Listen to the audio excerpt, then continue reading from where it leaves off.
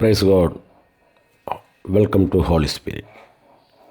വീണ്ടും വരുന്നവനായ യേശു ക്രിസ്തുവിൻ്റെ നാമത്തിൽ എല്ലാവർക്കും എൻ്റെ സ്നേഹവന്ദനത്തെ. നിങ്ങളുടെ ആയിരിക്കുന്നിടങ്ങളിൽ ഇത് കേൾക്കുന്നവരുടെ ജീവിതത്തിൽ നിങ്ങളുടെ ജീവിത സൂപ്പർ നാച്ചുറൽ ഇന്ന് പ്രഭാതത്തിൽ വെളിപ്പെടേണ്ടതിന് നിങ്ങളുടെ കൂടെ ഇരിക്കുന്നവനായ ആ നല്ല പരിശുദ്ധാത്മാവിനെ നിങ്ങളുടെ ജീവിതത്തിലോട്ടും ഇന്നത്തെ എല്ലാ പ്രവൃത്തിയുടെ മേലും നിങ്ങളൊന്ന് സ്വാഗതം ചെയ്തുകൊണ്ട് ഇന്നത്തെ ചിന്തക്കായിട്ട് ദാവീദിൻ്റെ സങ്കീർത്തനം പുസ്തകത്തിൽ നിന്നും സങ്കീർത്തനം 4-ാം അധ്യായം അതിൻ്റെ 7-ാം വാക്യം.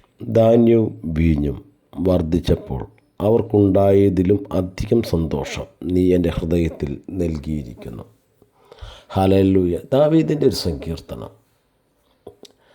ഹല്ലേലൂയ. ദാവീദ് ഓരോ സങ്കീർത്തനങ്ങൾ എഴുതുമ്പോഴും അതിൻ്റെ ഹെഡ്ലൈൻ, നമുക്കിതിൻ്റെയും ഹെഡ്ലൈൻ സംഗീത പ്രമാണിക്ക് തന്ത്രിനാഥത്തോടെ ദാവീദിൻ്റെ ഒരു സങ്കീർത്തനം. അങ്ങനെ എടുത്തു നോക്കുമ്പോൾ ഓരോ സങ്കീർത്തനങ്ങളും ദാവീദ് ആ ദൈവമായിട്ടുള്ള ബന്ധത്തിൽ സ്വർണ്ണരാഗമായി ഗത്യരാഗം അങ്ങനെ ഓരോ വേടുകൾ നമുക്കവിടെ കാണുവാനായിട്ട് കഴിയും.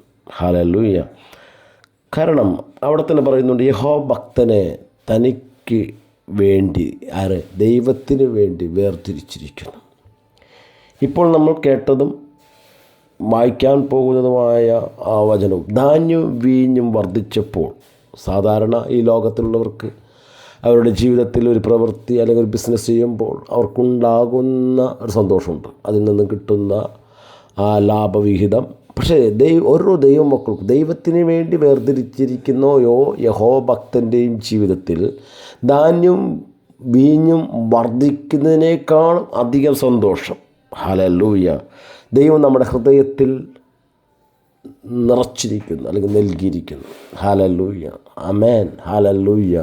Thank you Lord. കർത്താവേ, ആ ഒരു നിലവാരത്തിലാണ് ദൈവത്തിൻ്റെ പരിശുദ്ധാത്മാവ് നമ്മളെ അഭിഷേകം ചെയ്തിരിക്കുന്നത്. ഇന്നലെ നമ്മൾ ചിന്തിച്ചതായ അതേ ആ വചനവാക്യത്തിലൂടെ നമുക്ക് പോകുമ്പോൾ കാണാം, ഞാൻ നിങ്ങളെ അഭിഷേകം ചെയ്തിരിക്കുന്നത് അല്ലെങ്കിൽ ഞാൻ നിങ്ങളോട് വലിയൊരു പകർച്ച നൽകിയിരിക്കുന്നത്. ഹല്ലേലൂയ. രാജാക്കന്മാരെയും ജാതികളെയും ഹല്ലേലൂയ അതുപോലെ തന്നെ ഇസ്രായേൽ മക്കളെയും തൊടുവാൻ, അവരോട് സുവിശേഷം അറിയിപ്പാൻ, അവരും ഈ ഹല്ലേലൂയ ഈ സന്തോഷത്തിലോട്ട് കടന്നു വരുവാൻ ഞാൻ നിങ്ങളെ തിരഞ്ഞെടുത്തിരിക്കുന്നു എന്ന്. ആമേൻ.